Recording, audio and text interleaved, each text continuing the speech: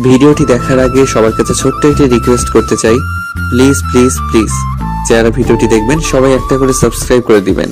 আপনাদের ভালোবাসা পেলে এমন ভিডিও আরো উপহার দিব। ভিডিওগুলো বানাতে অনেক কষ্ট হয়, আমি জানি। ভিডিওটি অনেক মানুষই দেখবেন, প্লিজ একটা করে সাবস্ক্রাইব করে দিবেন। সবাইকে পুরো গল্পটি দেখার জন্য অনুরোধ রইল। যান্ত্রিক শহরের মানুষ যন্ত্রের মতোই ছুটে চলেছে প্রতিনিয়ত। প্রয়োজনে অপ্রয়োজনে ছুটে চলেছে সকলে, ভার্সিটির ক্যাম্পাসেও তাই। কিছু শিক্ষার্থী ছুটে চলেছে ক্লাস অ্যাটেন্ড করার জন্য, আর কেউ বা বাড়ি ফেরার তাড়ায়। পুরো ক্যাম্পাস জুড়ে ছড়িয়ে ছিটিয়ে আছে শিক্ষার্থীরা।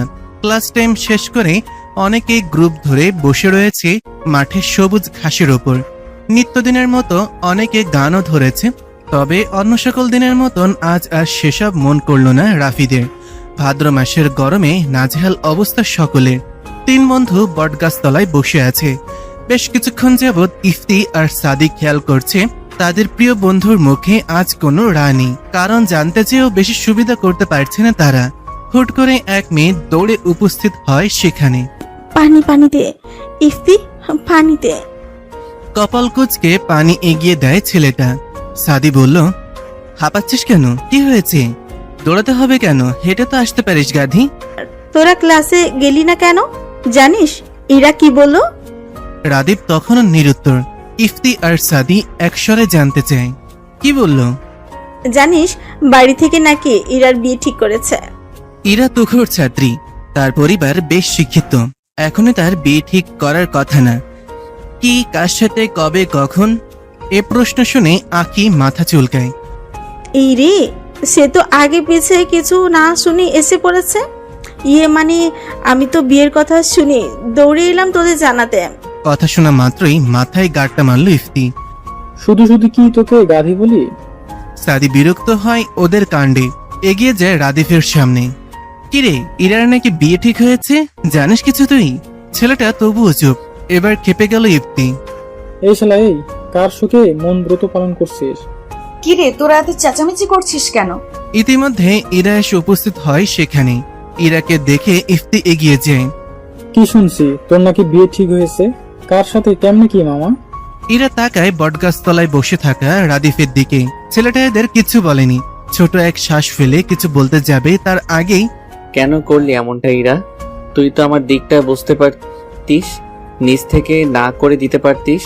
জানিসই তো বাবার সামনে আমার কথা খাটে না। আমি আমার পরিবারের বিরুদ্ধে কিছু করতে পারবো না। লেখাপড়ার কথা বলে এড়িয়ে যেতে চেয়েছি, তবে লাভের লাভ কিছুই হয়নি। এদের কথোপকথনে ইফতি, সাদি আর আখি যেন নীরব দর্শক, কিছু বুঝতে পারছে না এরা কি বলছে। ধৈর্যের সীমা পেরিয়ে ইফতি চেঁচিয়ে ওঠে।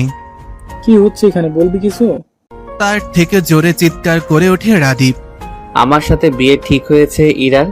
তিনজনের মাথায় যেন বাজ পড়ল। এই কেমন কথা? এর জন্য সকাল থেকে রাদীপ মুখে তালাবদ্ধ করে রেখেছে। কার মুখে রানী। নাদিয়ার সাথে আমার 3 মাসের সম্পর্ক ইরা। মেয়েটাকে কি জবাব দেব আমি? এই সিরিয়াস মুহূর্তে নাদিয়ার কথা ওঠায় তেলে বেগুনে জ্বলে ওঠে সাদি। তুই ওই নাদিয়া পাদিয়ার সাথেই ইরার তুলনা করছিস? তোর প্রাণপ্রিয় সাদিয়া কতটা ধরে কতটা ছাড়া হিসাব আছে? রাদীপ রাগ করে কিছু বলতে যাবে, কিন্তু ইরা থামিয়ে দেয়।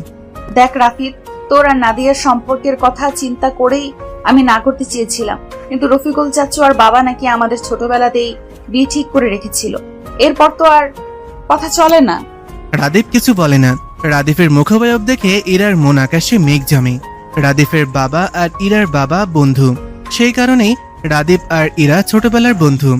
ছোটবেলায় রাদীপ আর ইরার বিয়ে ঠিক করে রাখা হয়েছিল, তবে তারা দুজন জানতই না এই বিষয়ে।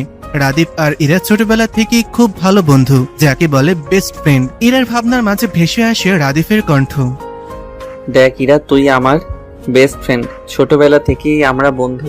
অন্য নজরে কখনো দেখিনি তোকে। নাদিয়াকে পছন্দ করতাম, এখন ওর সাথে সম্পর্ক। তুই কি সাজিয়াকে ভালোবাসিস? রাদীপকে কথা শেষ করতে না দিয়ে ইরা প্রশ্ন করে। ইরার এহেন প্রশ্নে রাদীপ চুপ করে যায়। নাদিয়া মেয়েটাকে ফার্স্ট দেখে ভালো লেগেছিল তার, পরে প্রেমের প্রস্তাব দিলে রাজি হয়ে যায় মেয়েটা। রাদীপ তো নিজের মধ্যে নাদিয়ার জন্য ভালোবাসা অনুভব করেনি কখনো। ইরা নিজের প্রশ্নের জবাব না পেয়ে বলতে থাকে, দেখ রাফিদ, নিজেকে সময় দে। তুই কি নাদিয়াকে সত্যিই ভালোবাসিস? যদি তাই হয়, আমি যে কোনো মূল্যে বিয়েটা ভেঙে দিব। বলেই আর দেরি না করে ব্যস্ত পায়ে হাঁটা ধরে। এখানে তার দম বন্ধ হয়ে আসছে। সাদি তাকিয়ে থাকে ইরার যাওয়ার পানি। আর কেউ জানুক আর না জানুক, সে তো জানে ইরা সে স্কুল জীবন থেকেই রাদীপকে পছন্দ করে। রাদীপ, বিয়েতে তোর আপত্তি থাকলে করিস না, তবে নাদিয়া মেয়েটা ভালো না। এতদিন ভেবেছি তুই টাইম পাস করছিস, এইভাবে কিছু জানাইনি। ইফতির কথায় রাদীপের কপালে চিন্তার ভাঁজ। কি প্রমাণ আছে তোর কাছে?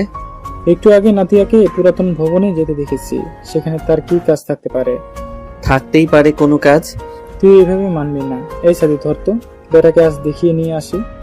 বাসে প্রবেশ করতে দেখতে পায় রাদীপের মা এসেছে। এগিয়ে যায় ইরা, কুশল বিনিময় করে তার সাথে। ইরাকে ডেকে লতিফা বেগম পাশে বসান। পছন্দ হয় নাকি তোর? পাশ থেকে লাল খয়েরি রঙের বেনারসি শাড়ি দেখিয়ে বললেন কথাটা। অনেক বেশি সুন্দর চাচি, নিশ্চিত তুমি পছন্দ করেছো। লতিফা বেগম খুশিতে গদগদ হয়ে উত্তর করে, হ্যাঁ রে, তোর চাচুর আর সময় কোথায়? আমি একাই সব কেনাকাটা করেছি। ইরার মুখে তখনও লোক দেখানো হাসি বিদ্যমান। বড় এক শ্বাস নেয় সে। চাচি, বলছিলাম কি, রাফিদের মতটা নিলে ভালো হতো না? রাদিফের আবার মত কিরে? ওর বাবা যা বলবে তাই। একটা মাত্র ছেলে আমার, যাকে তাকে ছেলের বউ বানাবো নাকি? কি বুঝে ওই ছেলে জীবনে? তুই চিন্তা করিস না, বিয়ের পর সব ঠিক হয়ে যাবে। আরো কিছুক্ষণ বসে থেকে উঠে রুমে চলে যায় ইরা। রুমে যেতেই মুখে থাকা হাসি মিলিয়ে যায়। নিজের প্রিয় মানুষকে দেখতে যাচ্ছে সে, তবুও যেন মন থেকে খুশি হতে পারছে না। তার একমাত্র কারণ, তার প্রিয় মানুষ তাকে চাচ্ছে না, সে তো চাচ্ছে অন্য একজনকে। ক্যাম্পাসের পুরাতন ভবনের সিঁড়িতে দাঁড়িয়ে আছে রাদীপ। সে মোটেও আসতে চায়নি। ইফতি আর সাদি জোর করে নিয়ে এসেছে। এগিয়ে যায় তিনজনে। দ্বিতীয় তলায় উঠতেই টনক নড়ে রাদীপের। এখানে নাদিয়ার কি কাজ থাকতে পারে? তৃতীয় তলায় উঠতেই অপ্রত্যাশিত এক দৃশ্য দেখা দেয়। রাদীপের পায়ের নিচ থেকে মাটি যেন সরে যাচ্ছে। নাদিয়া একটা ছেলের সাথে অন্তরঙ্গ মুহূর্তে ব্যস্ত। এক মুহূর্ত দেরি না করে রাদীপ নেমে যায় সেখান থেকে।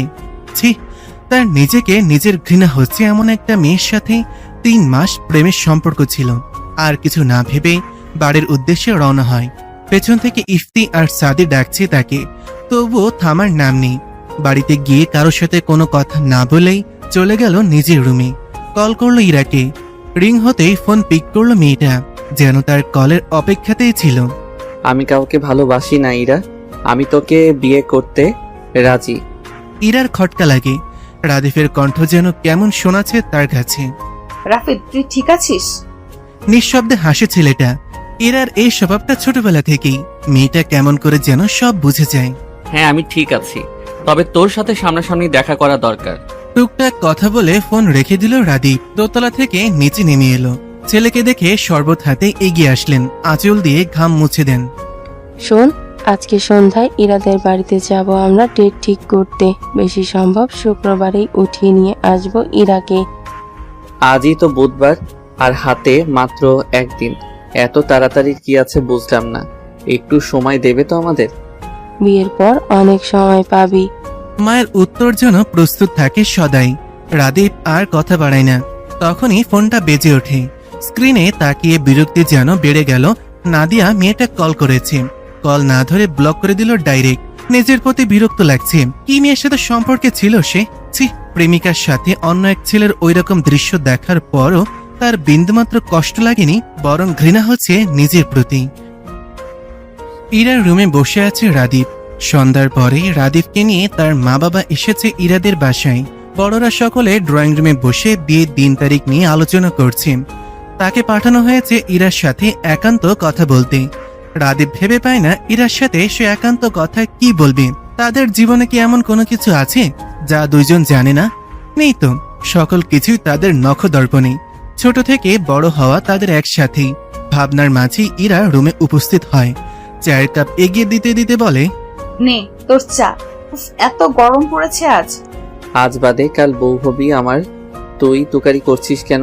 রাদীপের কথায় খানিকটা লজ্জা পেল ইরা। তবে ছেলেটাকে বুঝতে দেওয়া যাবে না। মেয়েকে রাগ দেখাতে ভেঙচি কাটল। তাই বলে কি তোকে এখন ও গো কি গো হ্যাগো বলতে হবে? পারবো না আমি।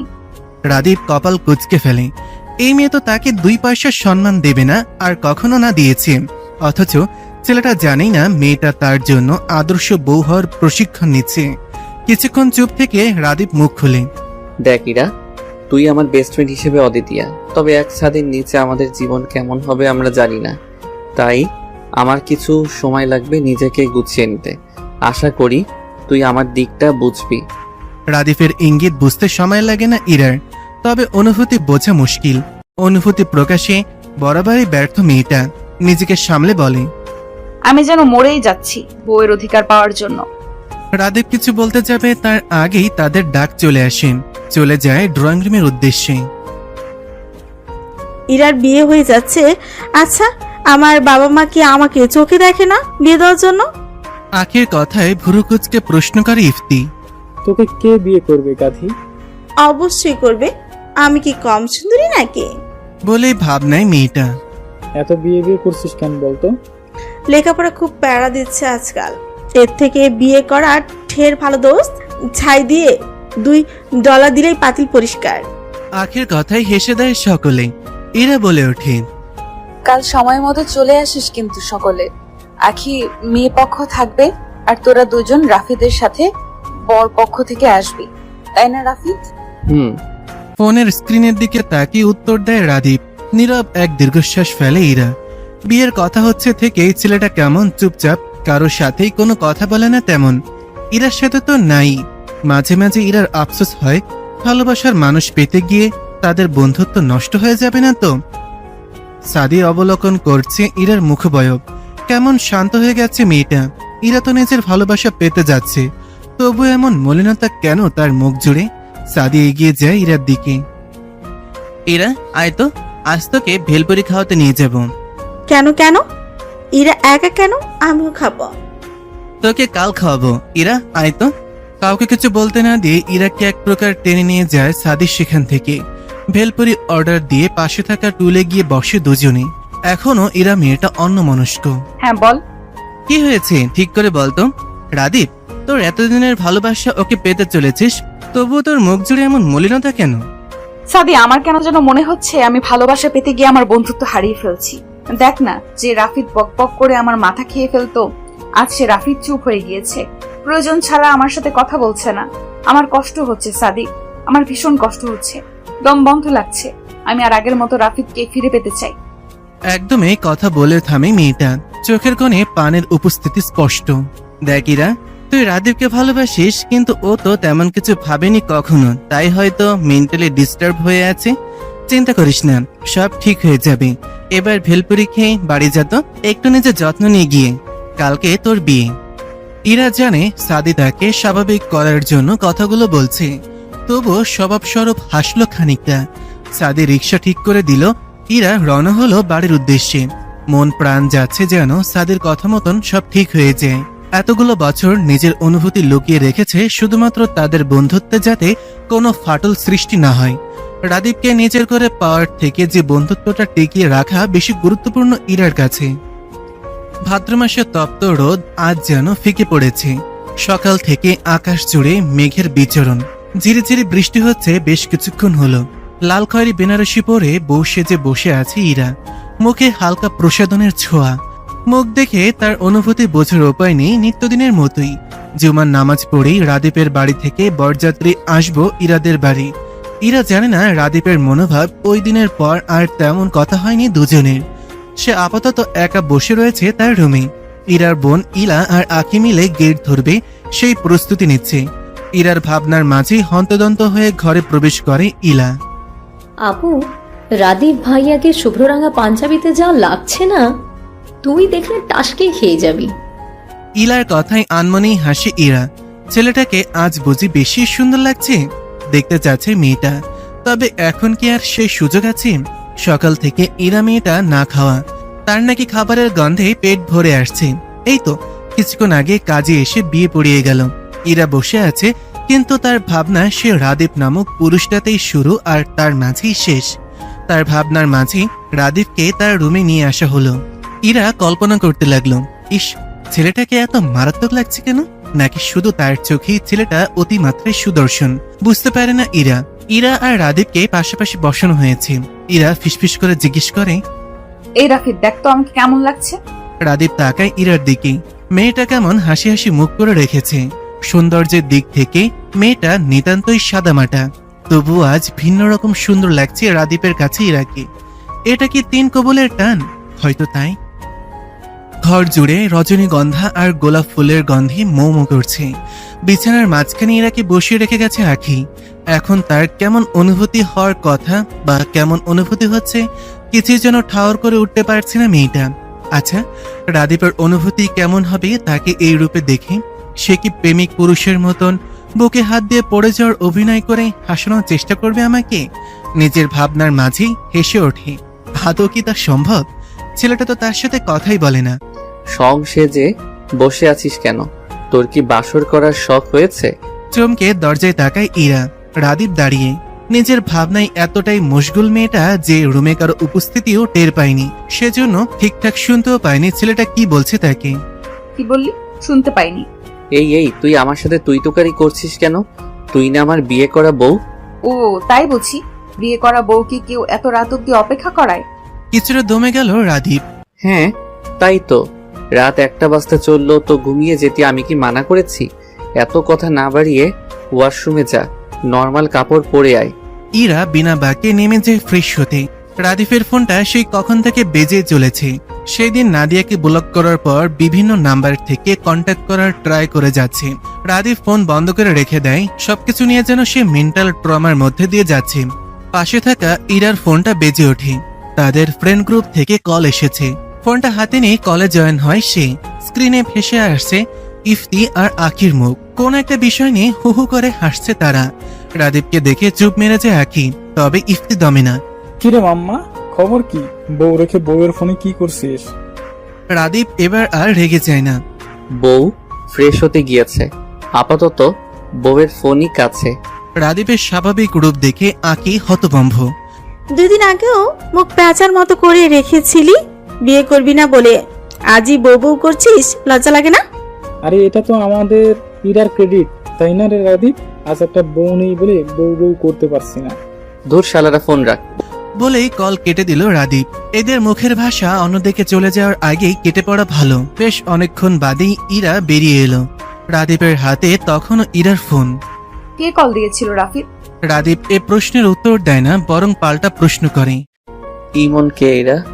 ইরা ভুরু কুচকায়। হঠাৎ এই প্রশ্ন? আরে ইমন তো আমার খালাতো ভাই হয়।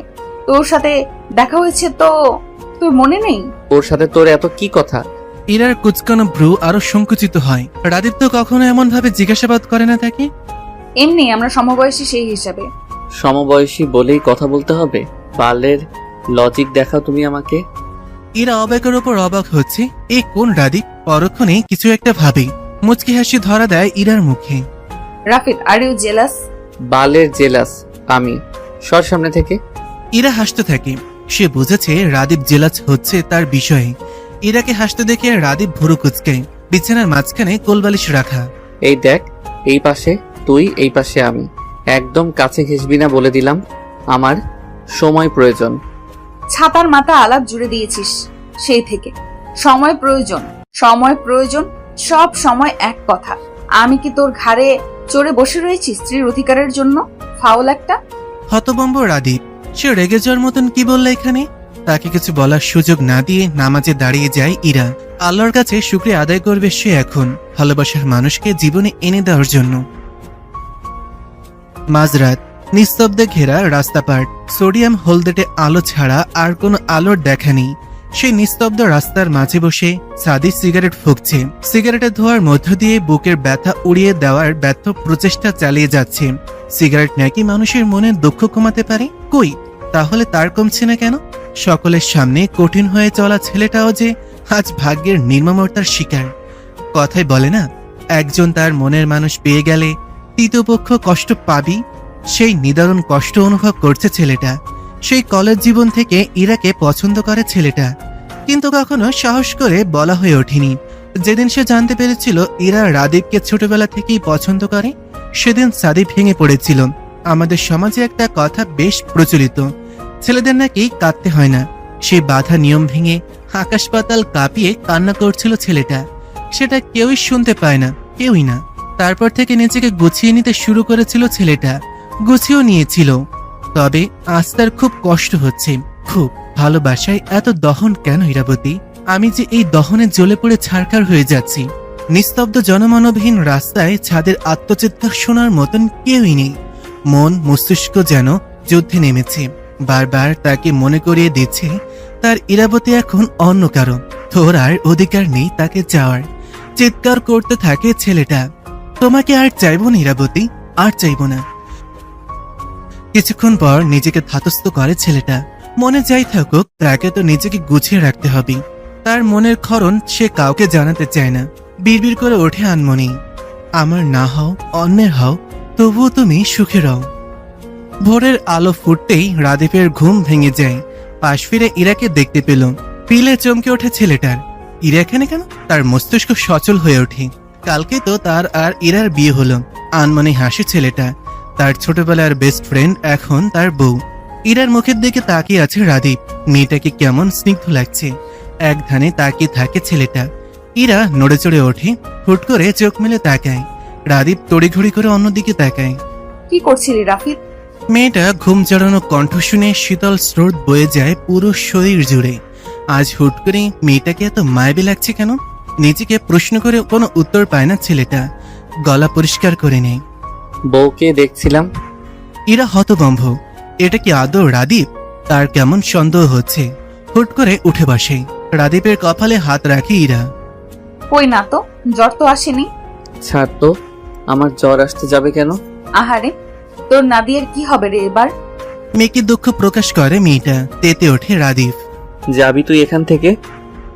আজ ইরা আর রাদীপ একসাথে ভার্সিটিতে এসেছে। ইরার মেজাজ বেশ ফুরফুরে আজ। দুজন একসাথেই এগিয়ে গেল বাকিদের উদ্দেশ্যে। বটগাছের কাছাকাছি আসতেই ইপ্তি বেশ জোরেই বলে ফেলে, এই কি রে, তোরা আজই ক্যাম্পাসে এসেছিস? আমি ভাবলাম রাদীপ হয়তো 3 দিনেও দরজাই খুলবে না। ইরা লজ্জায় মরিমরি অবস্থা। তবে রাদীপ এগিয়ে যায় ইফতির দিকে। তবে রে, আজ হচ্ছে তোর। রাদীপ ধরার আগেই ইফতি পগার পায়। রাদীপও কি কম যায়? সেও পিছু ধাওয়া করেছে। আকি আজকে ভার্সিটি আসেনি। ইরা এগিয়ে যায় সাদির পাশে। সাদি, তুই ঠিক বলেছিলি, রাফিদ নর্মাল হচ্ছে আমার সাথে। সাদি তাকায় ইরার দিকে। খুশিতে কেমন চকচক করছে মেয়েটার মুখ। এই হাসি মুখের দিকে তাকিয়ে এসে সারাটা জীবন পাড়ি দিতে পারবে। তুই সুখী হয় ইরা, তোর সুখেই আমার সুখ বলেই ইরার মাথায় হাত রাখে ছেলেটা। পরক্ষণেই হাত ছুড়িয়ে নেয়। তার এমনটা করার অধিকার নেই। পুকুর পাশে দাঁড়িয়ে আছে রাদীপ। তার পাশেই নাদিয়া মেয়েটা। রাদীপ মোটেও আসতে চায়নি। নাদিয়া এক প্রকার বাধ্য করে নিয়ে এসেছে তাকে। তুমি আমাকে ব্লক করে দিয়েছো কেন? আমার সাথে কোনো কন্ট্যাক্ট করছো না কেন? আমি বিয়ে করে নিয়েছি। আমার জীবনে আমার স্ত্রী ছাড়া অন্য কোনো নারী থাকুক তা আমি চাই না। তোমার আর কোনো প্রশ্নের উত্তর দিতে আমি প্রয়োজন মনে করছি না বলেই পাশ কাটিয়ে চলে যেতে নেয় রাদীপ। কিন্তু নাদিয়া নামের অসভ্য মেয়েটা জড়িয়ে ধরে তাকে পেছন থেকে। দেখলে মনে হবে দুজন দুজনকেই জড়িয়ে ধরেছে। আর হলো তাই। ঠিক সেই মুহূর্তে ইরা সেখানে উপস্থিত হয়। আগে পিছু কিছু না দেখে সেই মুহূর্ত দেখেই থমকে যায় ইরার পৃথিবী। আর এক মুহূর্ত দেরি না করে চলে যায় সেখান থেকে। আর একটু সময় থাকলে হয়তো রাদীপের দেওয়া চরটাও দেখতে পারত। একটু দেরি করলে হয়তো নিজেদের মধ্যে ভুল বোঝাবুঝি তৈরি হতো না। ইরা কোথায়? পুকুর পাড় থেকে এসে ইরাকে না দেখে প্রশ্ন করে রাদীপ। তার প্রশ্নে ভুরু কুচকায় সাদি। ইরা তো পুকুর পাড়ের দিকে গেল, দেখা হয়নি তোর সাথে? রাদীপের মস্তিষ্ক সেকেন্ডেই ধরে ফেলে সম্পূর্ণ বিষয়। ইরা তাহলে কি সেখানে ছিল? ইরা কি তাকে ভুল বুঝলো? Shit shit. ব্যস্ত পায়ে নিজের রুমে প্রবেশ করে রাদীপ। ইরা নিচের ফ্লোরে বসে হাঁটুতে মুখ গুজে বসে আছে। কেঁপে কেঁপে উঠছে খানিক বাদে বাদে। স্পষ্ট বোঝা যাচ্ছে মেয়েটা কান্না করছে। রাদীপ এগিয়েছে। ইরা, এই রে, আমাকে ভুল বুঝছিস তুই? রাদীপের কথায় মুখ তুলে তাকায় ইরা। ইরা সে বিধ্বস্ত মুখ দেখে রাদীপের বুক ধক করে উঠে যেন। ইরা, আমাকে ক্লিয়ার করার সুযোগ। তোকে আমি বিয়ের আগে জিজ্ঞাসা করেছিলাম তুই অন্য কাউকে ভালোবাসিস নাকি। জিজ্ঞাইনি, তুই কেন স্বীকার করলি না? আজ আমার ওই দৃশ্য কেন দেখতে হলো? বল, কেন দেখতে হলো? শেষের কথাগুলো চিৎকার করে বলতে থাকে ইরা। সে যেন এখন নিজের মধ্যে নেই। রাদীপকে কিছু বলতে না দিয়ে আবার বলা শুরু করে। তুই যদি একবার স্বীকার করতি তুই অন্য কাউকে ভালোবাসিস, আমি কখনো তোর জীবনে আসতাম না। তুই কেন বললি না আমাকে?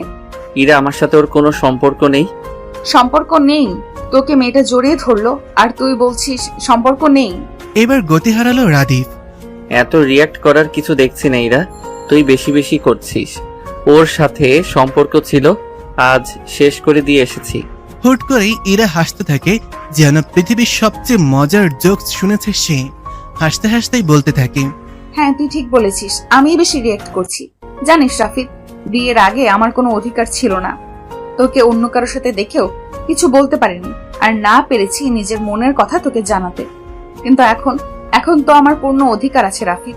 তোকে নিজের করে পাওয়ার পর নিজ থেকে একটা অধিকার বোধ জন্মেছে তোর প্রতি। রাদীপ কিছু বলতেই মুখ খুলবে তার আগেই রাফিদ, আজকে বলে দে আমায়, তোকে আমি সেই স্কুল জীবন থেকে ভালোবাসি রাফিদ। হ্যাঁ ভালোবাসি, কখনো মুখ ফুটে বলতে পারিনি। পাশে যদি প্রিয় বন্ধু হারিয়ে ফেলি, সেই শোক যে আমি নিতে পারতাম না রে, এই জন্যই কিছু বলিনি। আমি আমার অনুভূতি প্রকাশ করতে পারি না। তুই কেন সব সময়ের মতো বুঝে নিলি না আমাকে? তবে দেখ, তুই আমার চোখের ভাষা বুঝতে না পারলেও আশেপাশের অনেকেই বুঝে গিয়েছিল আমার ইচ্ছের বিরুদ্ধেই। কই, তাদের তো বলতে হয়নি। তুই কেন বুঝলি না আমার চোখের ভাষা? এই সব কথা তোকে আমি বলতাম না। ভেবেছিলাম তুই সম্পর্কটা মেনে নিলে তারপর বলবো, কিন্তু না, আজ মনে হলো তোকে আজই জানিয়ে দেওয়া উচিত। এরপর যদি আর সুযোগ না পাই, আমি আফসোস নিয়ে মরতে চাই না। রাদীপ কিং কর্তব্য বিমূঢ়, তার চোখে মুখে বিস্ময়। ইরা তাকে ভালোবাসে? একটু আগে কি বলল ইরা? সে কি ঠিক শুনেছে? এটা কিভাবে হয়? এত বছরও কি সে ইরাকে বুঝতে ব্যর্থ? হাজার খানেক প্রশ্ন তার মনে ঘুরপাক খাচ্ছে। তার মাঝেই ভেসে আসে ইরার কণ্ঠ। একদিন তোকে প্রান্তরেখার পথিক বানিয়ে চলে যাব বহু দূরে। সেই দিন তুই খুব করে চাইলেও আমাকে আর পাবি না। বলে চলে যেতে নেয় সেখান থেকে। তার আগেই রাদীপ ইরার হাত ধরে ফেলে। রাফিদ ছাড়, আমি একা থাকতে চাই। হাত ছাড়ে না, বরং আরো নিজের কাছে আনে ইরাকে। এতদিন কেন মনের কথা জানাসনি? ইরা কথা বলে না, চোখ দিয়ে অনর্গল পানি পড়ছে মেয়েটার। রাদীপ আরেকটু কাছে নিয়ে আসে ইরাকে। মেয়েটা ছাড়া পাওয়ার জন্য ছটফট করছে। খুব তো ভালোবাসি করছিস, আমার ভালোবাসার গভীরতা সহ্য করতে পারবি তো? ইরা মুখ তুলে তাকায় রাদীপের দিকে। ছেলেটার গরম নিঃশ্বাস আশ্রয় পড়ছে তার মুখে। রাদীপের কথা তার মাথায় বাজছে। কি বলল ছেলেটা? ভালোবাসার গভীরতা মানে? তার ভাবনার মাঝে রাদীপ ইরার কানে ফিসফিস করে, আমি ছুঁয়ে দিলে সামলাতে পারবি তো নিজেকে? বাবার অফিসে টুকটাক কাজ গুছিয়ে নিচ্ছে রাদীপ। যতই হোক, বইয়ের হাতের খরচের টাকা বাবার কাছ থেকে নেওয়াটা তার আত্মসম্মানে পাচ্ছে। তাই সে ঠিক করেছে এখন থেকে বাবার ব্যবসায় হাত লাগাবে। সেই অনুযায়ী তার বাবার বিয়ের কাছ থেকে কাজ বুঝে নিচ্ছে। ঘড়িতে নজর বুলালো একবার। রাত 8:56। ঝটপট সব কাজ গুছিয়ে বাইক নিয়ে বেরিয়ে পড়লো বাড়ির উদ্দেশ্যে। বাড়িতে পৌঁছে সিঁড়ি দিয়ে উপরে উঠতে নিয়ে দেখা হয় তার মায়ের সাথে। ইরা দুপুরে খায়নি, শতজোর করেও খাওয়াতে পারিনি। তপ্ত এক শ্বাস ফেলে রাদীপ। তুমি একটা প্লেটে খাবার বেড়ে রাখো, আমি আসছি। রুমে ঢুকে চোখে পড়ল ইরাকে। বইয়ে মুখ ডুবিয়ে বসে রয়েছে। রাদীপ এগিয়ে গিয়ে নিজের ফোনে একটা ভিডিও অন করে ইরার সামনে ধরে। নাদিয়া মেয়েটার সাথে রাদীপ যখন পুকুর পাড়ে কথা বলছিল সেই সময় সিসিটিভি ফুটেজ। এটা জোগাড় করতে ছেলেটা সারা বিকাল ক্যাম্পাসেই ছিল। ভিডিওতে রাদীপের চড়মারা সিনটা স্পষ্ট। ইরা রাদীপের দিকে তাকায়। মুখে বললে বিশ্বাস করবি না বলেই ভিডিও জোগাড় করে আনলাম। এবার বল, আমাকে ভুল বোঝার অপরাধে তোকে কি শাস্তি দেওয়া যায়? ইরা নিশ্চুপ। রাদীপকে ভুল বোঝা উচিত হয়নি। সে তো জানে রাদীপ কেমন ছেলে, তবুও। আমি সরি। বালের সরি তোর কাছেই রাখ, যা চোখ মুখে পানি দিয়ে আয়। ইরা সোফার ওপর আয়েশ করে বসে আছেন। রাদীপ খাবার নিয়ে এসেছে নিচ থেকে। মেয়েটা কিছু বলার আগেই রাদীপ ইরার মুখের সামনে ভাতের লোকমা। ইরা চোখ তুলে তাকায় রাদীপের দিকে। তাকিয়ে রয়েছিস কেন? আগে কি কখনো খাওয়াইনি তোকে? হ্যাঁ দিয়েছিস, তবে চুপচাপ খা মেরিমা। খাওয়ানোর শেষ পর্যায়ে ইরা খেয়াল করে রাদীপ কেমন মিটিমিটি হাসছে। হাসছিস কেন ওভাবে? ইরা আমার না ভেবে কেমন হাসি পায়। ছোটবেলায় তোর নাক দিয়ে পানি পড়তো সেই ইরা এখন আমার ঘরের বউ। তেলে বেগুনে জ্বলে ওঠে ইরা। তুই যে ছোটবেলায় প্যান্ট ছাড়া ঘুরে বেড়াতিস, প্যান্ট পরে পটি করে দিতিস? বলবো আমি সেসব? ইরার বাচ্চা। ও হ্যালো, আমি ইরা। ইরার বাচ্চা নেই কোনো। দুষ্টু হাসি ফুটে ওঠে রাদিফের মুখে। সে ফিসফিস করে বলে, তুই চাইলে আসতেই পারে, আমার প্রবলেম নেই। বিয়ে করবি না করে মাথা খেয়েছিস, এত সহজেই ভুলে গেলি? এখন খুব শখ না? অসভ্য। রাদীপ প্রত্যুত্তর করার আগেই ইরার মুঠোফোন বেজে ওঠে। আখি কল করেছে। এই সময় তো আখির কল করার কথা না। সৎপাস না ভেবে কল ধরল ইরা। রাদিফ কোথায়? ইরা, রাদিফ কোথায়? রাফি দেখা নেই। কি হয়েছে আখি? কাঁদছিস কেন? ইরা, রাদিফকে একটু বল না ইফতির কাছে যেতে, ও তো পাগলামি করছে। চট করে মাথা তুলে তাকায় রাদিফের দিকে। আজ তো 8 তারিখ, রাত 12টার পরেই 9 তারিখ। আখি, এই আখি, তুই সামলা নিজেকে। আমি যাচ্ছি, সাদিকে নিয়ে এক্ষুনি যাচ্ছি। শুনছেন নিস্তব্ধ রাস্তা। দূর কোথাও থেকে ভেসে আসছে কুকুরের হাঁক ডাক। সেই নিস্তব্ধতায় ঘেরা রাস্তা দিয়ে এগিয়ে যাচ্ছে ইফতি। তার হাতে এক গুচ্ছ লাল গোলাপ, আরেক হাতে একটা বিড়াল সম্পূর্ণ সাদা রঙের। আরো কিছুটা এগিয়ে গিয়ে ছেলেটার পা থেমে যায়। সে এসে গেছে তার গন্তব্যে, সামনে কবরস্থান। ইফতির পা যেন এগোতে চাচ্ছে না, তবুও জোর করে এগিয়ে যায় সে। একটা কবরের সামনে যেতেই হাতে থাকা বিড়ালটা ধপ করে নেমে যায় হাত থেকে। বিড়ালের গতিবিধি দেখে হাসে ছেলেটা। গত 3টা বছর ধরে একই কাজ করে আসছে। ইফতি হাসি মুখে কবরটার পাশের মাটির উপরেই বসে পড়ে। ফুলের গুচ্ছটা এগিয়ে দেয় কবরের পাশে। দেখ না তনয়া, আজ আমি তাড়াতাড়ি এসেছি, অনেক গল্প করব তার সাথে। ওপাশ থেকে কোনো উত্তর আসে না। আসবে বা কিভাবে? কবরে থাকা মানুষ কি কথা বলতে পারে? এই তনয়া দেখ, আমি তোর জন্য লাল গোলাপ নিচ্ছি। তুই তো লাল গোলাপ খুব করে চাইতিস আমার কাছে। দেখ না, উঠবি না? সাদা বিড়ালটা শুয়ে আছে কবরের সাথে লেপ্টে। বোবা প্রাণীটাও বুঝতে পারে তার মালিক। এই দেখ, সাথে ইনিকেও এনেছি, ওকেও দেখবি না? হাত ঘড়িতে সময় দেখে নিল 12টা বাজতে 2 মিনিট বাকি। ইফতি চিত হয়ে শুয়ে। 3-1 হ্যাপি বার্থডে তনয়া। তুই সব সময় বলতিস না সবার আগে ইফতি ভাই আমাকে বার্থডে উইশ করবে? তোর কথা মতো আমি আজও সবার আগে তোকে উইশ করার জন্য এসেছি। দেখ, কবরের মাটিতে হাজারো চুমুতে ভরিয়ে দেয় ছেলেটা। চোখ দিয়ে গড়িয়ে পড়ছে উষ্ণ তরল। ছেলেটা হুট করে চিৎকার করে ওঠে।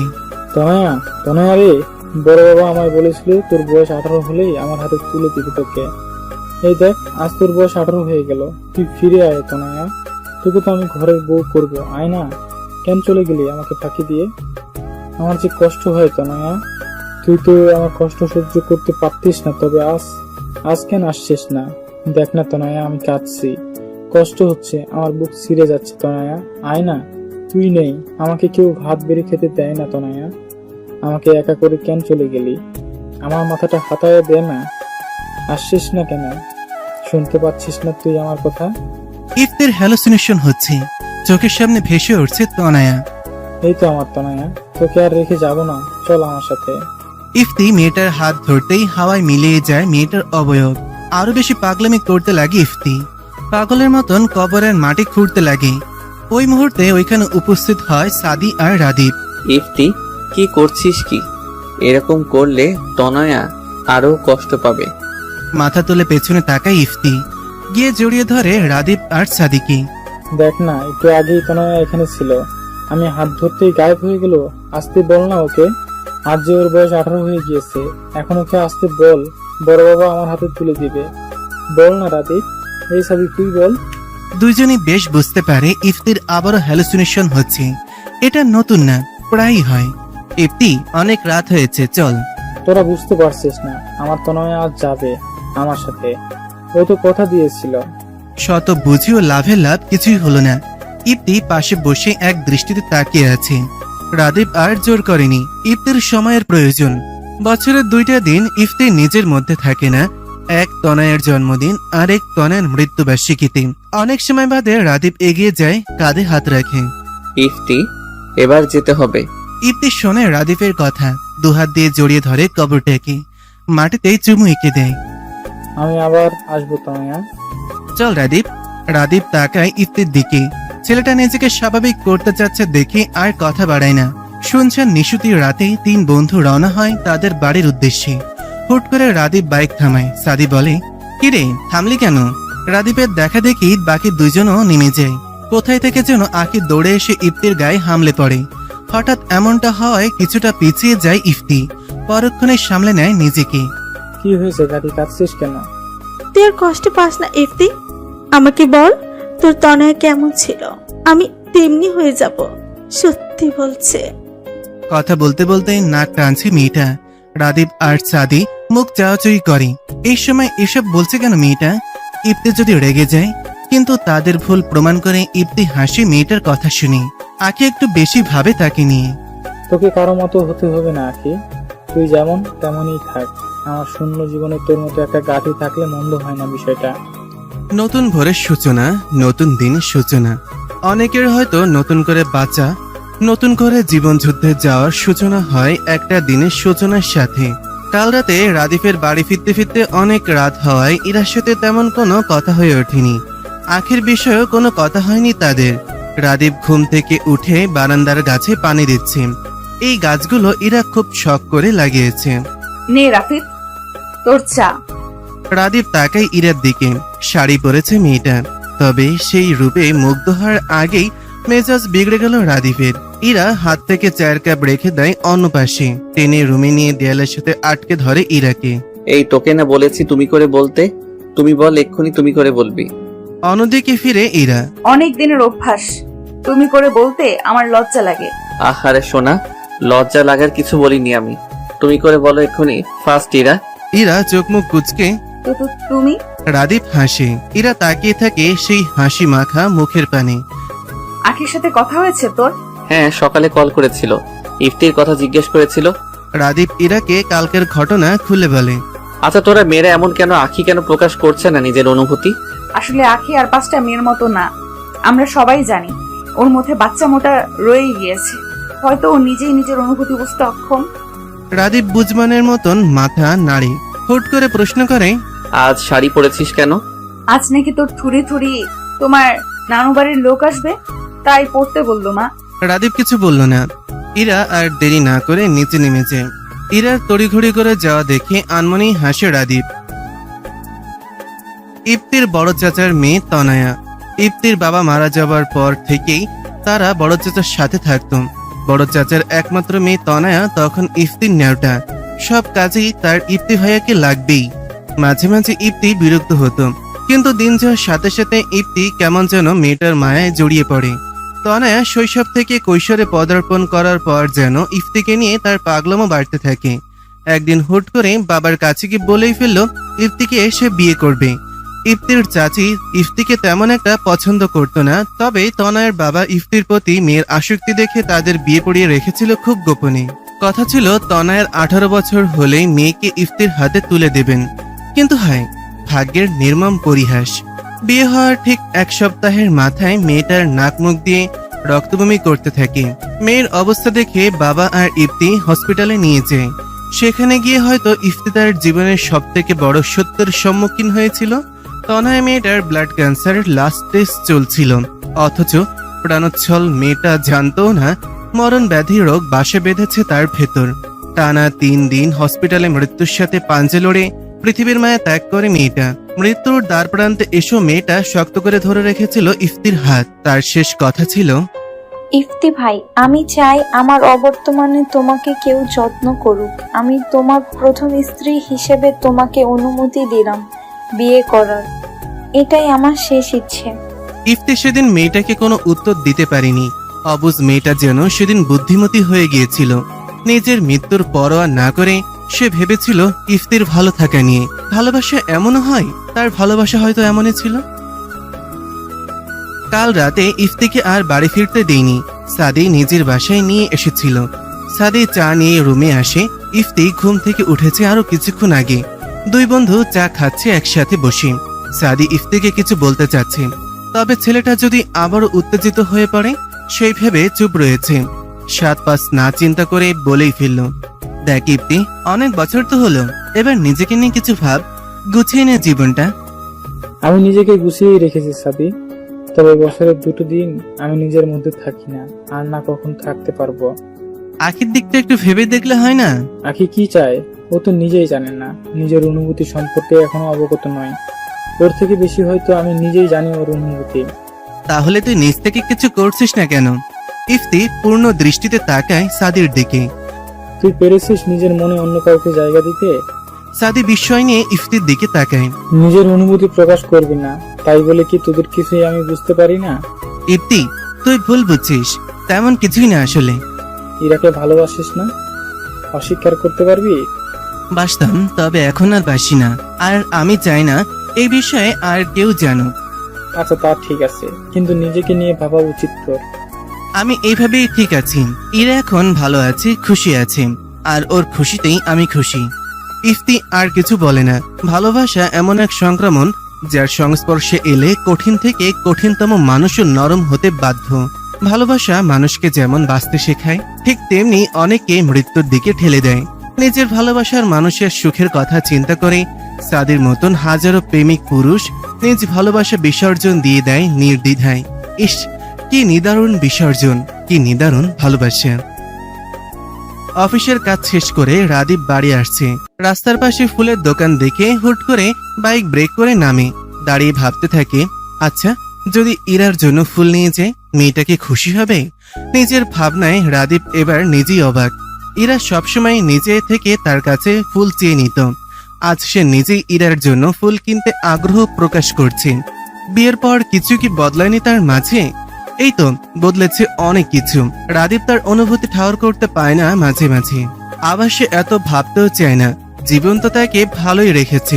বন্ধু হিসেবে ইরার জুড়ি মেলা ভার। রাদীপ জানে স্ত্রী হিসেবেও ইরা অপূর্ব। নির্দিষ্ট ফুল খুঁজতে একটু দেরি হলেও কয়েক দোকান ঘুরে ইরার সব থেকে পছন্দের ফুলটাই নিল রাদীপ। ইরা গুনগুন করে গান গাইছে আর বিছানা ঠিক করছে। একটু আগে তাদের বন্ধুদের গ্রুপে কথা হয়েছে। ইফতি নিজেকে সামলে নিয়েছে, আর আখি সে তো আগের মতোই। কখন কি করে সে নিজেই বুঝে না। আনমনেই হাসে ইরা। বন্ধুদের মধ্যে আখির বিষয়ে সকলেই জানে যে ইফতিকে এসে পছন্দ করে, শুধু মেয়েটা কখনো তা স্বীকার করে না। হাতের কাজ শেষ করে ড্রয়িং টেবিলের সামনে যেতেই তার নাকে এক সুন্দর সুবাস আসে। খুশি হয়ে যায় মেয়েটা। এটা তো দোলন চাপার ঘ্রাণ। পরক্ষণে মেয়েটা ভীত হয়। আশেপাশে তো দোলন চাপা ফুলের গাছ নেই, এত রাতে সে ফুলের ঘ্রাণ পাচ্ছে কেন? দরজা ভেতর থেকে লাগানো। রাদীপ দরজা নক করে, তবে কোনো সাড়া নেই। আবার দরজা নক করবে তার আগেই দরজার লক খুলে যায়। ইরা চোখ মুখ খিচে এক প্রকার চেঁচিয়ে ওঠে, ভূত ভূত। ইরা, ভূত কোথায় দেখলি? এটা তো আমি। রাদীপের কথা শুনে যেন প্রাণ ফিরে পায় মেয়েটা। তুই এসেছিস, এত দেরি করলি কেন? জানিস একটু আগে তেনারা দোলন চাপা ফুলের গ্রান নিয়ে এসেছিল। রাদীপের ভুরু কুচকে যায়। তার আনা দোলন চাপা ফুলের ঘ্রাণ পেয়েছে ইরা, সে সেটা নিশ্চিত। তবে তেনারা, এই মেয়ে আস্ত এক ভীতু। পেছনে রাখা হাতটা বাড়িয়ে দেয় ইরার সামনে। তুই এসেছিস দোলন চাপা? সত্যি তুই এনেছিস আমার জন্য? না, তোর জন্য আনিনি, পাশের শেওড়া গাছের পেতনির জন্য এনেছি। দিয়ে আসি। যত সব। ভাবলাম একটু প্রেমী পুরুষের মতো হাঁটু গেড়ে বসে ফুল দেব। ছ্যা ছ্যা ছ্যা, সেসব কি আর আমার কপালে আছে? সর সামনে থেকে। ইরা রাদীপের কোনো কথাই কানে নিল না। সে তার প্রিয় দোলন চাপা পেয়েছে প্রিয় মানুষের কাছ থেকে। এর থেকে কি আর চাওয়ার থাকতে পারে তার? রাদীপ তাকিয়ে আছে ইরার দিকে। মেয়েটা বাচ্চাদের মতন প্রাণোচ্ছল হয়ে গেছে ফুল পেয়ে। ইরা তাকাতেই নিজেকে স্বাভাবিক করে জিজ্ঞাসা করে, তুই না বলেছিলি নানুরা আসবে? কই দেখলাম না তো। কাল আসবে বললো মা। রাদীপ আর কথা বাড়ায় না, ফ্রেশ হতে চলেছে। ইরা তাকিয়ে থাকে রাদীপের দিকে। ছেলেটাকে স্বাভাবিক স্বামী হতে চাচ্ছে, হয়তো তাই। না হলে যে রাদীপকে বলে কয়ে ফুল নিতে হতো, সেই রাদীপ নিজ থেকে তাকে ফুল এনে দিল আজ। ইরার খুশি যেন আজ বাদ মানে না। ইরা ড্রেসিং টেবিলের সামনে রেখে দেয় ফুলগুলো। তার স্বামীর দেওয়া প্রথম উপহার বলে কথা। সূর্য যেন আজ নিজের পূর্ণ তেজ দিয়ে কিরণ ছড়াচ্ছে চারপাশে। ভ্যাপসা গরমে নাজেহাল অবস্থা পথচারীদের। তাদের মধ্যে ইলাও অন্যতম।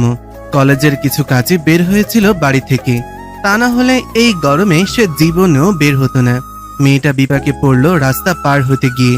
শহরে বেড়ে ওঠার পরও রাস্তা পার হতে পারে না ইলা। রাস্তায় আর কেউই নেই যে অন্যজনের সাথে পার হয়ে যাবে। খানিক বাদে কানে আসে তাকে উদ্দেশ্য করে বলা গুটি কয়েক শব্দ। এখন রাস্তা পার হওয়া শিখলে না মেয়ে? শব্দের মালিকানা খুঁজতে পেছনে ফিরে দেখতে পায় সাদি দাঁড়িয়ে। ইলা লজ্জা পায় খানিকটা, মাথা নিচু করে নেয়। এর আগেও একদিন সাদি তাকে রাস্তা পার করে দিয়েছিল স্কুলে থাকতে।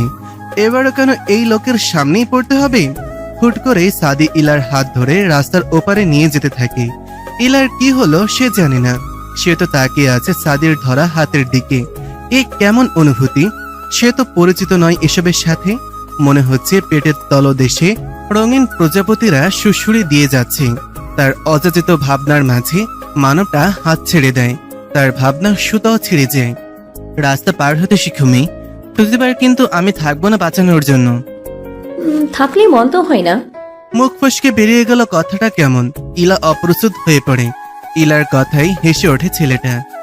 বেশ কথা শিখে গেছো দেখছি। ইলা কি শুনলো সাদির কথা?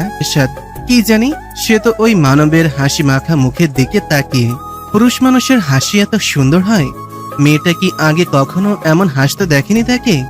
দেখেছে তো, তখন কেন এত মুগ্ধতা প্রকাশ পায়নি? নিজের ভাবনার কোনো উত্তর পায় না ইলা। ইলার এক ধ্যানে তাকিয়ে থাকায় খেয়াল করে কিছুটা শব্দ করলো সাদি। মেয়েটা ভাবনার জগৎ থেকে বাস্তব জীবনে টপকে পড়লো। কি এত ভাবো? প্রেম করছো নাকি আজকাল? আর কোথায় যাচ্ছিলে? এতগুলো প্রশ্ন অগ্রাহ্য করে উত্তর দেয়। কলেজে যাচ্ছিলাম ভাইয়া, আজ তাহলে আসি। কথা শেষ করতেই পা চলতে থাকে, যেন কত ব্যস্ত সে। সাদি তাকিয়ে থাকে মেয়েটার যাওয়ার পানে। মেয়েটাকে লজ্জা পেল। ইলা হুট করে পেছনে ফেরে। আপনার হাসি মারাত্মক সুন্দর। মেয়েটা আর দেরি করে না, হুট করে দৌড়ে চলে যেতে থাকে। কিছু কিছু সময় মনের অবদ্ধ ইচ্ছাগুলো পূরণ করতে হয়, যেমনটা ইলা করলো। এদিকে সাদি হতভম্ব, আনমনে বিড়বিড় করে বলে, মেয়ে মানুষ পিথাগোরাসের উপপাদ্যের চেয়েও জটিল। সকাল থেকে ইরা শাশুড়ির সাথে রান্নাঘরে। রাদীপ আজ ভার্সিটি গিয়েছে। রাদীপের নানু বাড়ির সবাই আসবে আজ নতুন বউ দেখতে। সেই সুবাদে ইরার বাড়ির সবাইকেও দাওয়াত করা হয়েছে আজ। রাদীপ আসার সময় ইফতি, সাদি আর আকিকে সাথে করে নিয়ে আসবে। সেসবের তোড়জোড় চলছে সকাল থেকে। সব রান্না রাদীপের মা একা হাতে করলো, ইরা হাত লাগিয়েছে তাতে। রান্নার কাজ প্রায় শেষের দিকে, তখন ডোরবেল বেজে ওঠে। লতিফা বেগম ব্যস্ত পায়ে ছুটে গেলেন। ইরাও বেরিয়ে এলো রান্নাঘর থেকে। হাঁটো ছুঁই ছুঁই ওয়েস্টার্ন ড্রেস পরা এক মেয়ে জড়িয়ে ধরে আছে লতিফা বেগমকে। ইরাকে দেখে লতিফা বেগম কাছে ডাকলেন, ইরা এদিকে আয়, পরিচয় করিয়ে দেই, ও হচ্ছে আমার ভাইয়ের মেয়ে লিজা। ইরা এগিয়ে গিয়ে কুশল বিনিময় করলো, তবে মেয়েটা বোধহয় খুব বেশি খুশি হলো না ইরার উপস্থিতিতে। রাদীপের নানি এগিয়ে যায় ইরার কাছে। এ মা, তুমি এখনো সকালের বাসি পোশাক পরোনি কেন মেয়ে? বাড়ি থেকে কিছু শিক্ষা পাওনি নাকি? স্বামীর সাথে এক বিছানায় ঘুমিয়ে সেই কাপড় না পাল্টে কেমনে ঘুরে বেড়াইতেছো? তিনি আগের যুগের মানুষ, তবে সব দিকেই তার চোখ থাকে সব সময়। মায়ের কথায় পরিবেশ স্বাভাবিক করতে লতিফা বেগম বললেন, আসলে মা, কাজের চাপ ছিল তো, তাই আমি বলেছি পরে গোসল দিতে। ইরা যা তো মা, এখন ঘরে গিয়ে ফ্রেশ হয়ে রেস্ট নে। রাদীপের নানু বাঁকা চোখে তাকালেন ইরার দিকে। তার নজর বুঝিয়ে দিচ্ছে তিনি মোটেও ইরাকে পছন্দ করছেন না। শাশুড়ির আদেশ পাওয়া মাত্রই আর দেরি করে না ইরা। এখান থেকে গেলে যেন হাঁপ ছেড়ে বাঁচবে সে। বাড়ি থেকে আমার বিয়ের কথা বলছে। কালে হাত দিয়ে মন মরা হয়ে কথাটা বলে আখি। আখির কথায় ছোটখাটো একটা বিস্ফোরণ ঘটে গেল ইফতির বুকে। বিয়ের কথা বলছে মানে? মামার বাড়ির আবদার নাকি? যে সে যাকে নিয়ে খুশি হতে চাইবে সেই চলে যাবে? এবার আর কিছুই যেতে দেবে না সে। আখিকে তার লাগবেই। ওই গাধিটার ভিত্তিহীন কথাবার্তা না শুনলেই তার জীবন তো অচল হয়ে পড়বে। তবুও ইফতি চুপ করে থাকে। ইফতিকে চুপ করে থাকতে দেখে সাদি মুখ খুলে, তা মন খারাপ কেন? তুই তো সেদিন বললি বিয়ে করতে চাস। ইফতি খুব করে চাচ্ছে এবার অন্তত মেয়েটা কিছু বলুক, তারপর সে সামলে নেবে। কিন্তু মেয়েটা তার আশায় এক বালতি জল ফেলে দেয়। বিয়ে হয়ে গেলে তো তোদের সাথে আড্ডা দেওয়া হবে না। আমি যে তোদের সাথে কথা না বলে থাকতে পারবো না। এবার মুখ খুলে রাদীপ, তো তুই এক কাজ কর, আমাদের গ্রুপের কাউকে বিয়ে করে ফেল, তাহলে ইরার মতো তুইও সব সময় আড্ডা দিতে পারবি। আকি এবার সরু চোখে ইফতির দিকে তাকায়। আবারও ছেলেটার দৃষ্টি শীতল। হতাশ মেয়েটা, হতাশ। প্ল্যান অনুযায়ী শেষ কথাটা বলেই ফেলে, আমাকে কি বিয়ে করবি? এই সাদি, বিয়ে করবি আমায়? মুখের কথা বলতে একটু দেরি হলো, আখের গালে কষিয়ে যাওয়ার মারতে একটুও সময় নেয় না ইফতি। আখির সাথে সাথে হতভম্ব সাদি আর রাদিফও।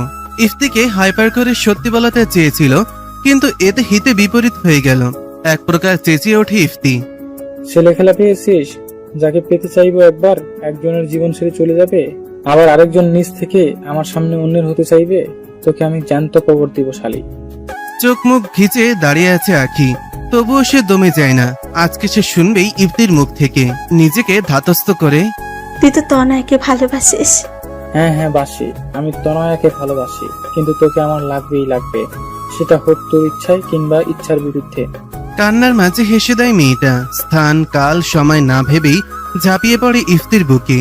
ইফতিও টেনে নেয় বক্ষ গহব্বরে, এই গাধিকে তার লাগবেই। এদের কাণ্ড দেখে সাদি আর রাদীপ হেসে কুটি কুটি অবস্থা। দুপুরবেলা হয়, এদিকটায় শিক্ষার্থীর সংখ্যা একেবারেই নগণ্য, তাই এদের সুন্দর মুহূর্তটা নষ্ট করতে না দিয়ে অন্যদিকে এগিয়ে যায় দুই বন্ধু। তৃষ্ণার্ত দুই প্রেমিক প্রেমিকা একান্তই সময় কাটাক নিজেদের মতন করে। কাবাব মে হাড্ডি হবে কেন শুধু শুধু। লতিফা বেগমের কথা অনুযায়ী আজও শাড়ি পরেছে ইরা। রাদিফের নানি আগের দিনের মানুষ, কখন কোন ভুল ধরে ফেলেন বলা যায় না। নিজে পছন্দ করে ছেলের বউ এনেছে সে, অন্য কেউ তার খুদ ধরুক তা তিনি মোটেও চান না। শাওয়ার থেকে বেরিয়ে কানে এলো কলিং বেলের আওয়াজ, তার মানে বাড়ির সকলে চলে এসেছে। খুশিতে আত্মহারা হয়ে ছুটে যেতে চায় নিচে, কিন্তু হাই কপাল, এরার একটা বদ অভ্যাস, সে চুলের পানে ঝরায় না কখনো। চুল থেকে গড়িয়ে পানি পড়ছিল মেঝেতে, দেখতে না পেরে পিছলে পড়ে গেল মেয়েটা। ইরার ঘরের সকলেই উপস্থিত হয় মুহূর্তেই। নিজের কেমন লজ্জা লাগছে। এর মধ্যেই নানি শাশুড়ি বলে বসলো, কি মেয়ে বউ করে এনেছিস দেখ, বলেছিলাম শুনলি না আমার নাতনিটা। ভদ্রমহিলার কথা শেষ করতে দেয় না লতিফা বেগম। হয়েছে মা, নিচে যাও সবাই, আমি আসছি। একে একে সবাই নিচে চলে যায়। ইরার ভীষণ খারাপ লাগলো নানির কথাটা। মা বিশ্বাস করো, আমি বেলের আওয়াজ পেয়ে তাড়াহুড়ো করে যাচ্ছিলাম, খেয়াল করিনি এখানে পানি। শাসনের সুরে ধমকে ওঠে লতিফা বেগম। চুল দিয়ে টপ টপ করে পানি পড়ছে, মুছিসনি কেন? আজ তো অল্পতেই রক্ষা পেয়েছিস, বড় কিছু হলে তখন। ইরা চুপ থাকে, এটা তার অন্যতম একটা বদভ্যাস। ইরাকে চুপ থাকতে দেখে কাল থেকে আমি নিজে তো ট্রেনিং নেব, একদম স্ট্রিক্ট শাশুড়ি হয়ে যাব বলে দিলাম। লতিফা বেগমের কথা বলার ভঙ্গিমায় হেসে দেয় ইরার সাথে লতিফা বেগম নিজেও। রুমে প্রবেশ করে এই সুন্দর মুহূর্তের সাক্ষী হয় রাদীপ। অন্তর জুড়ে যায় কেমন শীতল স্রোত নেমে যায়। এই তো তার জীবনের দুই নারী, একজন তার মা, আরেকজন সে তো ভবিষ্যৎ বাচ্চার মা। নিজের অযাচিত ভাবনায় আনমনি হাসে ছেলেটা। আপাতত ইরা ঘরে একা। রাদীপ একটু আগে বাইরে গিয়েছে। ইরার পড়ে যাওয়ার ব্যাপারটা নিয়ে বাড়ি মাথায় তুলে নিয়েছিল ছেলেটা। তেমন চোট না পেলেও বাড়িতে ডক্টর এনেছিল রাদীপ। সেসব ভেবেই হাসছে ইরা। রাদীপ তার প্রতি আগে থেকে যত্নশীল। ভাবনার মাঝেই ইরার রুমে প্রবেশ করে লিজা, রাদীপের মামাতো বোন। ওয়েস্টার্ন ড্রেস পরা মেয়েটাকে দেখে জোরপূর্বক হাসে ইরা। মেয়েটা কেমন ক্ষিপ্ত হয়ে আছে। এই মেয়ে, এই কেন এলে আমার আর রাদিফের মাঝে? ইরা হতভম্ব। তার আর রাদীপের মাঝে বলতে কি বোঝাতে চাইছে মেয়েটা, আবার বলে ওঠে, আজ শুধুমাত্র তোমার জন্য আমি আমার রাদিফকে পেলাম না, না হলে দাদু আমাকে কথা দিয়েছিল রাদিফের সাথে আমার বিয়ে দিবে। কথা বলতে বলতে ইরার ব্যথাযুক্ত পা চেপে ধরে। কি করছেন কি? লাগছে, ছাড়ুন ছাড়ুন বলছি। চেঁচিয়ে ওঠে ইরা। মেয়েটা আরো ক্ষিপ্ত হয়ে ইরার গলা চেপে ধরে। তোকে আমি আজ মেরেই ফেলবো, তোর জন্য আমি রাদিফকে পেলাম না। মুহূর্তে চোখ বড় বড় করে ফেলে ইরা। ঠিক সেই সময় রুমে উপস্থিত হয় রাদীপ। ঘটনা বুঝতে পেরেই দৌড়ে গিয়ে ইরাকে ছাড়িয়ে নেয়। সাথে সাথে সজোরে এক থাপ্পড় বসিয়ে দেয় লিজা নামের মেয়েটার গালে। তুমি আমাকে মারলে রাদিফ? হ্যাঁ মারলাম, কারণ তুমি নিজের মনুষ্যত্ব হারিয়েছ। তোমার সাহস কি করে হলো ওর গায়ে হাত দেবার? তোমার ওই হাত ভেঙে গুড়িয়ে দেওয়ার আগেই তুমি চলে যাও। এখনই তুমি আমার ঘর থেকে বের হও, এক্ষুনি। রাদীপের বজ্র কণ্ঠে ভয় পেয়ে যায় লিজা। সে আর দেরি না করে নিচে গিয়ে দাদের কাছে নাকা কান্না জুড়ে দেয়। সবকিছু শুনে ভদ্রমহিলা নাতনিকে আশ্বাস দেন, তুই চিন্তা করিস না, ওই মেয়েকে আমি উচিত শিক্ষা দেব, এমন ভাবে শিক্ষা দেব যাতে সাপও মরবে, লাঠিও ভাঙবে না। ইরার গলায় বেশ ভালোভাবে দাগ বসে গিয়েছে, জায়গাটা লাল হয়ে আছে সম্পূর্ণ। রাদীপের দিকে তাকিয়ে প্রশ্ন করে ওঠে ইরা, লিজার সাথে তোর কিসের সম্পর্ক রাফিক? মেয়েটা আস্ত এক সাইকো, বাড়িতে এলে আগে পিছে ঘুরতে থাকে। ওর সাথে আমার কোনো সম্পর্ক নেই। নিজ থেকে আমাকে বিয়ের প্রস্তাব দিয়েছিল, আমি না করে দেওয়ায় তোর সাথেই ব্যবহার। ইরা কিছু বলে না। ইরা, আজ বাড়িতে দাওয়াত, তোদের বাড়ি থেকে সকলে আসবে। আমি কোনো সিন ক্রিয়েট করতে চাচ্ছি না, তবে ওর কাজের শাস্তিও পাবে। তুই প্লিজ নর্মাল হ। ইরা এবারও নিশ্চুপ। রাদীপ ইরার আরো নিকটে চলে আসে। গলার লাল দাগ কমে আসছে খানিকটা। মাথা নিচু করে রক্তিম বর্ণ ধারণ করা জায়গাগুলোতে ঠোঁট ছুঁয়ে দিল পরম আবেশে। ইরা যেন জমে গেল সেইখানটাতেই। তার চোখ বন্ধ। এ কি করলো রাদীপ? এ কেমন অনুভূতির জানান দিচ্ছে? এই আমরা কিচ্ছু দেখিনি। হুট করে কারো কণ্ঠ শুনে ছিটকে পড়ে দুজন দুই দিকে। ইরা তো লজ্জায় মরিমরি অবস্থা। দরজায় দাঁড়িয়ে আছে ইফতি আর আখি। ইফতি এক হাত দিয়ে আখির চোখ ধরে আছে, আরেক হাত দিয়ে নিজের মুখের উপর দিয়ে আঙ্গুল ফাঁক দিয়ে চোখ বের করে রেখেছে। হয়েছে তোদের? এবার কি চোখ খুলবো? শালা এখন আর চোখ আটকে কি করবি? যা দেখার তো দেখেই নিয়েছিস। আয় ভিতরে আয়। ভেতরে আসতে আসতে উত্তর করে ইফতি। লে হালুয়া, এখানে আমার দোষ কি? আমি কি জানি তোরা দরজা খোলা রেখে ভিতরে রঙ্গলীলা করছিস? তোরা কি চুপ করবি এবার? ইরার ধমকে অফ হয়ে যায় ছেলে দুটো। তবুও থেমে নেই তাদের মিটমিটানি হাসি। এর মাঝে ইরার বাড়ির সকলে এসে পড়ে। পায়ে ব্যথা নেই, ইরা নিচে এসেছে। মানুষ বলে ওকে না পেলে আমি মরেই যাব। কাউকে না পেয়ে আসলে কেউ মরে না। জীবন তার নিজ গতিতে এগিয়ে যায়। কেটে যায় সময়। যেমন কাটছে সাদের জীবন। সে হেঁটে যাচ্ছে, উদ্দেশ্য নেই জানা। রাদীপের সাথেই ও বাড়ি যাওয়ার কথা ছিল, তবে সে মিছে বাহানা দিয়ে পরে যাবে বলেছে। সাদের ভেতরে চলছে মন মস্তিষ্কের লড়াই। মন বলছে ইরাকে অন্য ঘরে সে দেখতে পারবে না। অপরপক্ষে মস্তিষ্ক নিজেকে এতটা স্বার্থপর হতে সায় দিচ্ছে না। এতদিনের বন্ধুত্বের সম্পর্ক তাদের। তার নিজের স্বার্থের জন্য সে তো বন্ধুদের বাদ দিতে পারে না। এর মাঝেই পায়ের গতি কমিয়ে দেয়, রিক্সা ডেকে উঠে পড়ে। উদ্দেশ্য রাদীপের বাড়ি। জীবনে আর যাই হোক, বন্ধুত্ব বাদ দেওয়া যাবে না। পুরো ড্রয়িং রুম জুড়ে মানুষের আনাগোনা। পুরো ঘর ইফতি মাতিয়ে রেখেছে। আসর জমাতে একাই ওস্তাচ্ছে। সাদি এসে সেই কখন থেকে ডোরবেল বাজিয়ে যাচ্ছে, খুলছে না কেউ। রাদীপকে কল করার জন্য মাত্রই ফোন বের করেছিল, তার আগেই দরজা খুলে গেল। আরে ইলাজি, তোমার কলেজের কাজ শেষ? সকালবেলার কথা বলার জন্য ইলার অস্বস্তি হচ্ছে। নিচে তাকে নখ খোঁচাচ্ছে মেয়েটা। খুব কষ্ট উচ্চারণ করলো, জি জি ভাইয়া। সাদি আরো কিছু বলতে যাবে, তার আগেই ইফতি হাক ডাক শুরু। এই সাদি, ওখানে কি ঢাকার জ্যাম দেখা দিয়েছে নাকি? এগোচ্ছিস না কেন হলুদ ছাড়া? ইফতির কথাই ইলা সামনে থেকে সরে যায়। সাদি খেয়াল করলো ইলা যে অস্বস্তি বোধ করছে। হয়তো সকলের জন্য নিজের বলা কথার জন্যই। ভেতরে প্রবেশ করে সকলের সাথে কুশল বিনিময় করে সেও আড্ডায় ব্যস্ত করে ফেলে নিজেকে। মনের অবাধ্য অনুভূতিগুলো তাকে কষ্ট দিতে পারে না। দিনের সব থেকে সুন্দর সময় হয়তো দুপুরের পর থেকে সন্ধ্যা হওয়ার সময়টুকু। প্রখর রোদের তাপ কমে এসেছে। মাথার উপরে থাকা সূর্যটা হেলে পড়েছে পশ্চিমে। রোদ পড়ে যাওয়ায় বাড়ির ছোটরা সবাই মিলে ছাদে মাদুর পেতে বসেছে। বড়রা পাশে রাখা চেয়ারে বসে তাদের মতন আড্ডা দিচ্ছে। শুধু অনুপস্থিত লিজা। সেই ঘটনার পর আর ঘর থেকে বের হয়নি। এতে সব থেকে বেশি খুশি হয়েছে ইরা। মেয়েটাকে তার একটুও পছন্দ না। সবাই মিলে আলোচনা করে ঠিক করা হলো এখানে এখন ট্রুথ আর ডেয়ার খেলা হবে। ইলা গিয়ে খালি বোতল নিয়ে এলো। এবার এটা ঘোরানো হবে। প্রথমবারে বোতল গিয়ে থামে সাদির সামনে। Truth or dare? সাদি তাকায় ইফতির দিকে। ছেলেটা মিটিমিটিয়ে হাসছে। এটা সংকেত হচ্ছে ট্রুথ নেওয়া যাবে না। যে কোনো সময় ছেলেটা তাকে ফাঁসিয়ে দেবে। আমি ডেয়ার নিব, ইলা বলে ওঠে। এই আমি ডেয়ার দিব। সাদের গানের গলা দারুণ, তুই একটা গান গাতো। সকলে সায় জানালো। অনিচ্ছা থাকা সত্ত্বেও সাদি গান ধরল। কখনো আকাশ বেয়ে চুপ করে যদি নেমে আসে ভালোবাসা খুব ভরে, চোখ ভাঙা ঘুমে তুমি খুঁজো না আমায়। ইফতি তাকিয়ে আছে বন্ধুর মুখ পানে। সে মন প্রাণে চায় সাদের জীবনেও কেউ এসে ছেলেটাকে গুছিয়ে নিক। সকলের করতালের আওয়াজে ইফতির ধ্যান ভাঙে। পুরো গানটায় সাদি নিচের দিকে তাকিয়ে শেষ করেছে। কেননা কাউকে উদ্দেশ্য করে গান গাওয়ার মতন কেউ তার জীবনে নেই।